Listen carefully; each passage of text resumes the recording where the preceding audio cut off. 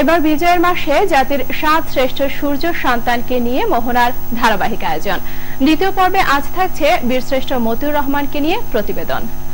পরাধীনতার শৃঙ্খলে আবদ্ধ পুরো জাতিকে মুক্তির লক্ষ্যে বাংলার দামাল ছেলেরা জীবন বাজি রেখে যুদ্ধে নামে। তাদের অসামান্য সাহসিকতা আর বীরত্বে স্বাধীন হয় বাংলাদেশ। বীরশ্রেষ্ঠ মতিউর তাদেরই একজন।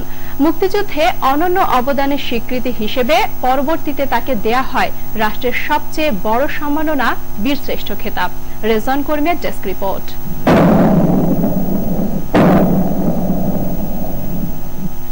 মহান মুক্তিযুদ্ধে চরম সাহসিকতা আর বীরত্বের স্বীকৃতি স্বরূপ যে 7 জন বীরকে সর্বোচ্চ সম্মান বীরশ্রেষ্ঠ খেতাবে ভূষিত করা হয়, ফ্লাইট লেফটেন্যান্ট মতিউর রহমান তাদের মধ্যে অন্যতম। তিনি 1941 সালের 29 অক্টোবর পুরান ঢাকার আগা সাদেক রোডের মোবারক লজে জন্মগ্রহণ করেন।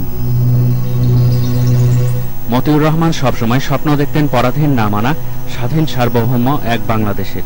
তাই 1971 সালে মুক্তিযুদ্ধ শুরু হলে তাতে ঝাঁপিয়ে পড়তে মুহূর্ত মাত্র দেরি করেননি তিনি।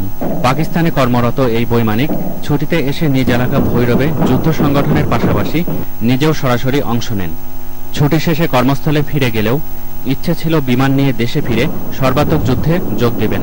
পরিকল্পনা মতো 23 আগস্ট করাচির বিমান ঘাঁটি থেকে একটি T-33 বিমান ছিনিয়ে নিয়ে ভারতের জামনগর বিমান ঘাঁটির থেকে আসতে থাকেন, কিন্তু পথে বিমানটি বিধ্বস্ত হলে মৃত্যুবরণ করেন তিনি।